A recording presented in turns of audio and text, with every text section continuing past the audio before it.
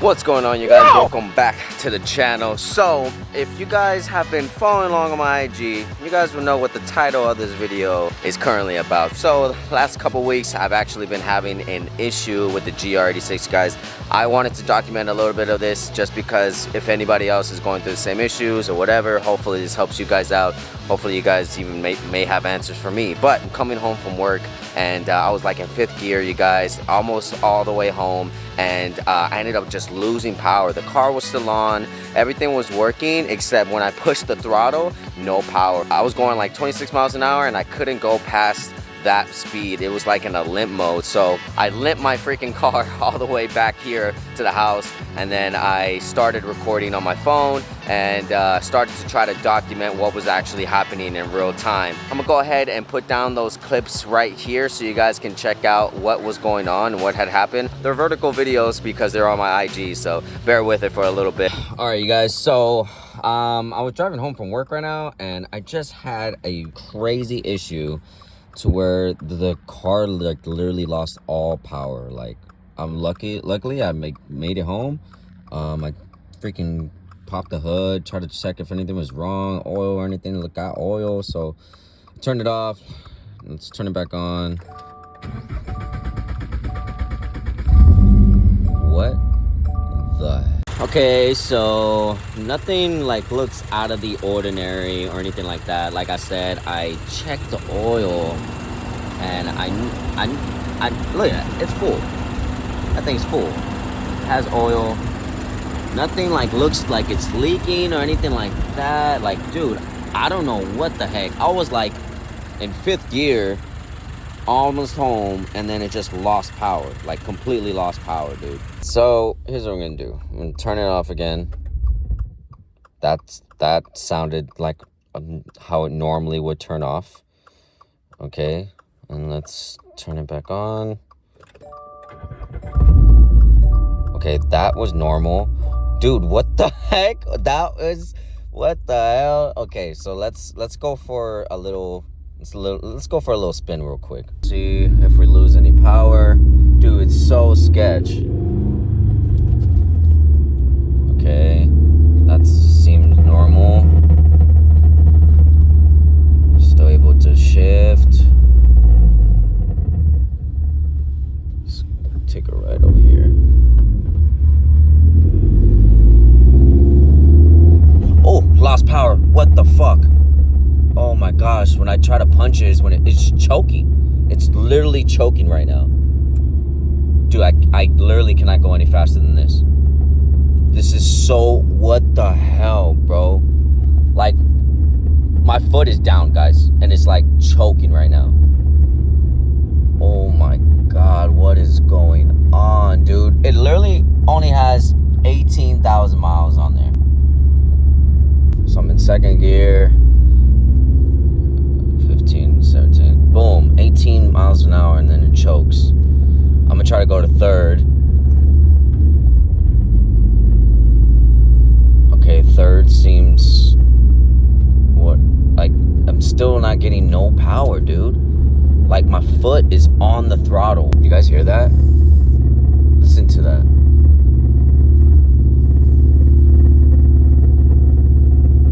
What the hell, yo? It should not sound like that. What the heck? All right, guys, so here is an update. I'm about to pull the codes. Let's see what it's throwing us. Let's turn the car on right now.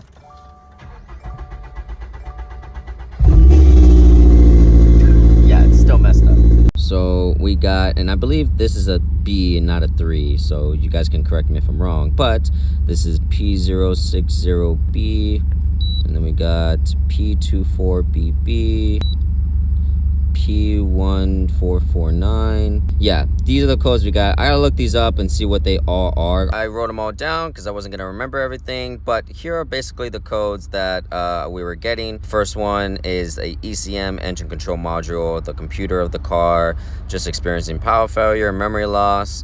Then P24BB, it's a evap system, leak detection, pump pressure sensor circuit too high.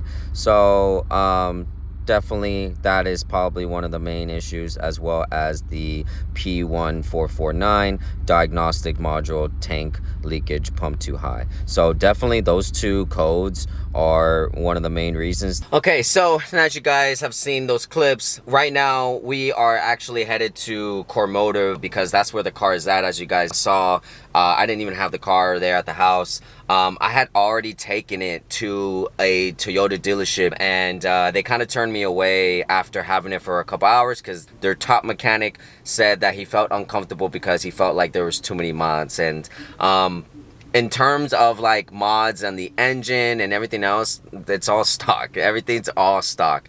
But I get it, because the wide body kit is a little intimidating, and I wouldn't want to be liable for any of these parts either. So what we're going to do right now, what we're heading over, and why I have the front bumper, is we're going to take off the Pandem front bumper, the side skirts, and I think the rear quarter panels. And we're just going to put the OEM front bumper back on, leave the side skirts off and the quarter panels off, so then that way it's easier for them to work on and they don't feel as intimidated or liable for the parts that's on there. So shout out to Crown Toyota. So hopefully they take the car, because it's still unsure. They said that, oh, with the airbags we have to see if it's going to fit on the lift.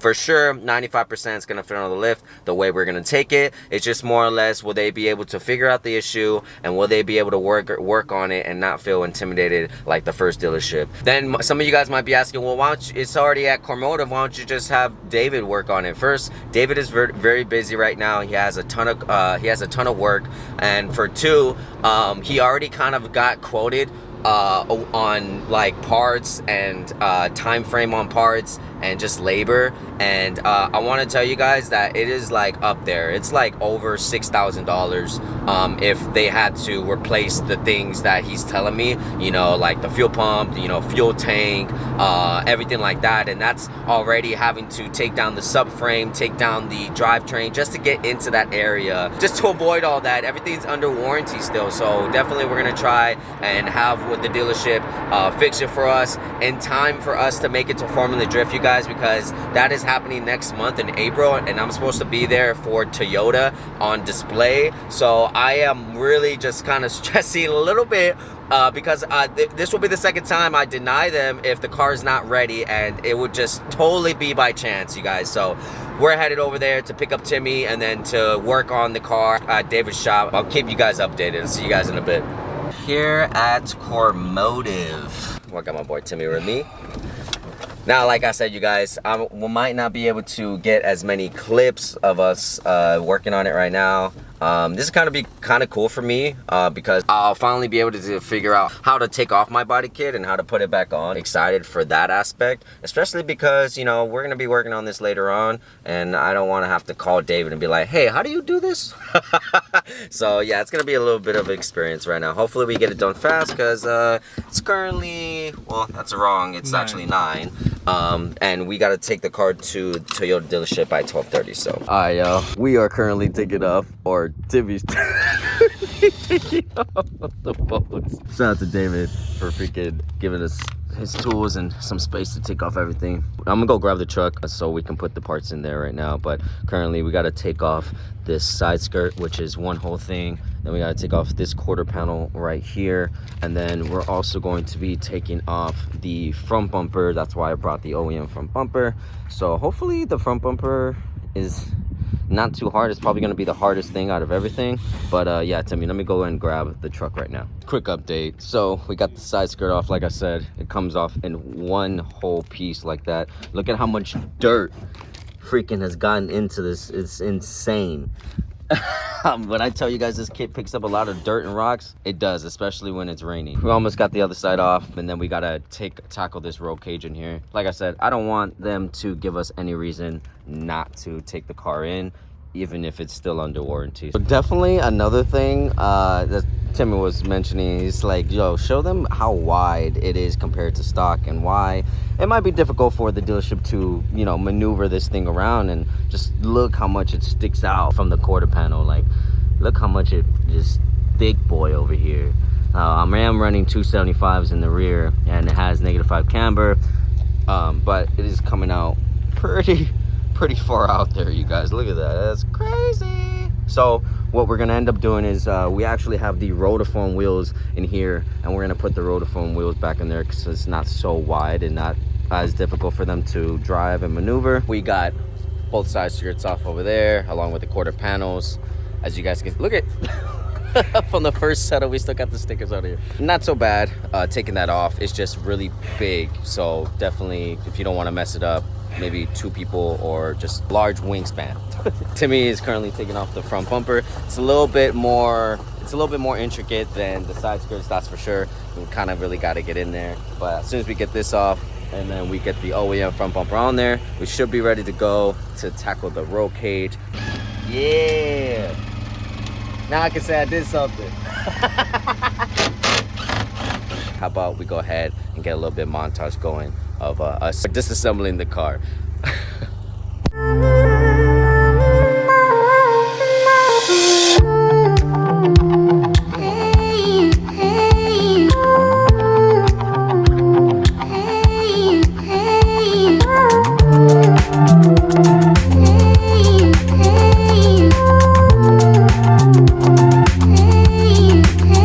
Alright, y'all, so here she is. Got the rotiforms on there.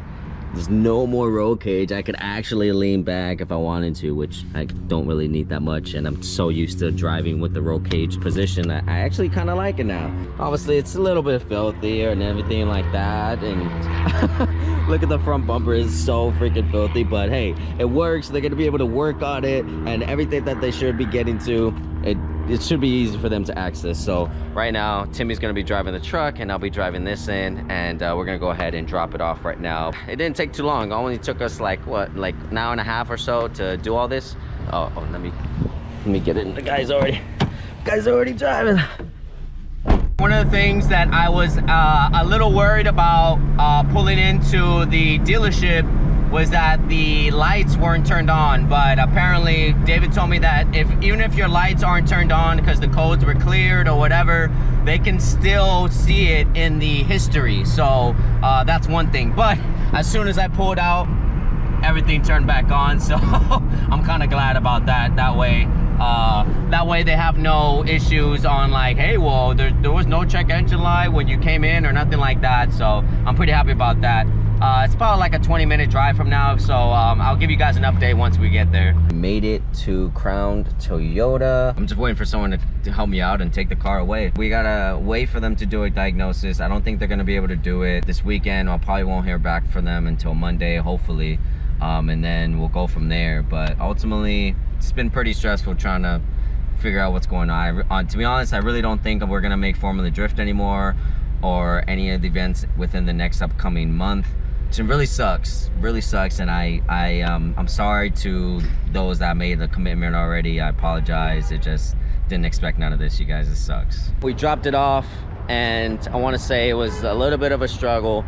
They had to have the service manager come by and look at the car. I had to explain to them what was going on, what's been done to the car, you know, etc., right? So I had to explain to them all that stuff. You know, I wanted to keep it as transparent as can be to the service manager. Right off the bat, you know, he could see, you know, there hasn't really been anything extra done besides the wide body and the air suspension. Like I said, though, I know it kind of looks intimidating when pulling up, because you just don't know, right? Somebody could be saying it's all stock, and then you get under there and it's not, and you wasted your time, their time, and I get it. But I'm glad he came by because he can see that I was being very sincere and being honest about what has been done to the car. And so, like, they almost were trying to turn me away to go to the first dealership that I went to. So I didn't get to mention that earlier. I did go to another dealership that was closer to my house. I didn't have everything taken off like I do now. I had the roll cage still in there. I had the wide body still on there, and I took it to them thinking, oh, it should be easy for them to like work on or whatever, right? Should be able. No, it's not. With that being said, they're taking it in, and they're actually they're gonna charge me $614 just to diagnose it. If it's not covered under warranty, then they're gonna be charging me the $614 for the diagnosis. If it's covered under warranty, the diagnosis fee, the $614 is waived, and we're all good. And then they'll start the process on fixing it, ordering the parts and everything like that. It was a little bit of a struggle, I'm not gonna lie. Anyways, so shout out to Crown Toyota. Appreciate you guys for trying to help me out, and you know, just, you know, us being transparent with each other. It's been a struggle trying to really figure out what's going on and to just get this squared away. By the way, I heard that there's a recall. Well, they just told me there's a recall on the ECU. Apparently it needs like a little bit of an update, so make sure if you guys have this car, make sure you guys take it in to go get that recall update. But anyways, where's Timmy? I need my ride. I can't, oh, my dude's down there. So hopefully it all goes well. Hopefully we get this fixed, you know, sooner than later. This is like real time on like what happens, you know, with dealerships and buying cars and, you know, modifying them and stuff like that. Like, this is all the ins and outs, and I just kind of wanted to make this video and document all this just to kind of maybe help out some of you guys that might be going through some of the same issues or something similar. But I kind of wanted to do that because I have never gone through any of this process before, and I haven't even had a brand new car before like this, or something happened so early on. But yeah, you know, it sucks, and just kind of hope for the best. And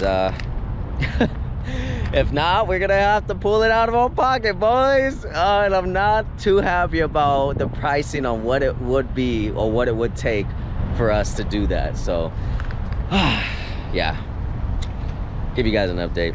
Alright guys, so it's currently coming down to the outro of this vlog, you guys, but I wanted to mention a couple things before I let you guys go. For one, like I mentioned in the beginning of this vlog, I wanted to document in this vlog and make sure I show my experience and show what I'm going through, in hopes that it might help one of you guys out, whether you're going through it with this car or another car or anything. And like I said, I've never been through this before, you guys. I've never had bought a brand new car and had warranty issues or anything of the sort, or had to go to the dealer and have the dealer mediate on what's wrong, and you know, all the paperwork and stuff like that. Like, I really have never experienced that, so this is all my first time. You know, obviously, you know, that's part of the channel, right? I document my experiences, but like I said, at the end of the day, I'm hoping that me doing this definitely I'm able to help out one of you guys. So with that being said, I don't want you guys to think that I am bashing the Toyota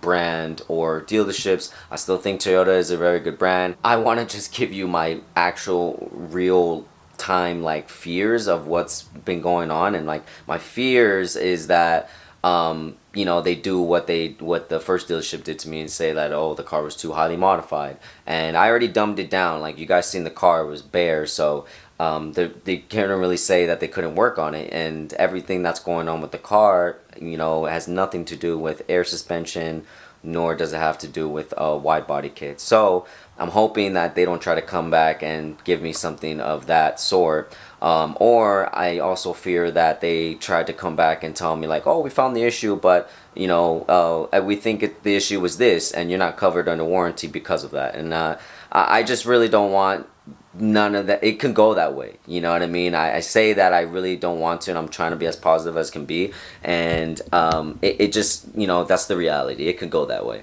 Like I said, I'm not trying to bash the dealerships or anything like that, but some would say that they're not always for the customer, but you guys can answer that. But anyways, I do feel like, you know, these guys at Crown Toyota, they're trying to help me out as much as they can. And I would hope that they're trying to help me out as much as they possibly can.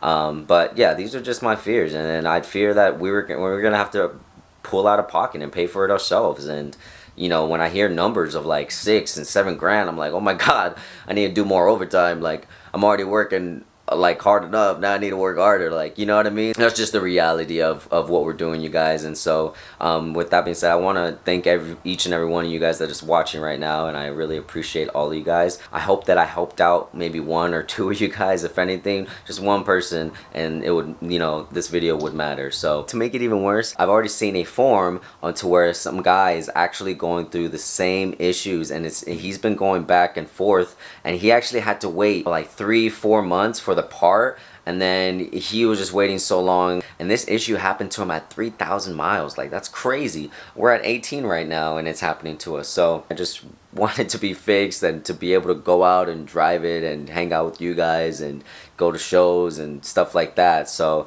if anything, you guys, depending on what they say next week on Monday, hopefully I hear back, I probably will just start rolling out the videos of the secret card that I've been holding from you guys and putting a little bit more time into that. That will be a little bit more of the focus, just until we can kind of get the GR up and running again. So that's all I got for this vlog, you guys. I'll keep you guys updated. Thank you guys so much for watching. I really appreciate it. If you guys are new to the channel, please like and subscribe, because it definitely helps me out, and make sure you guys live long and prosper.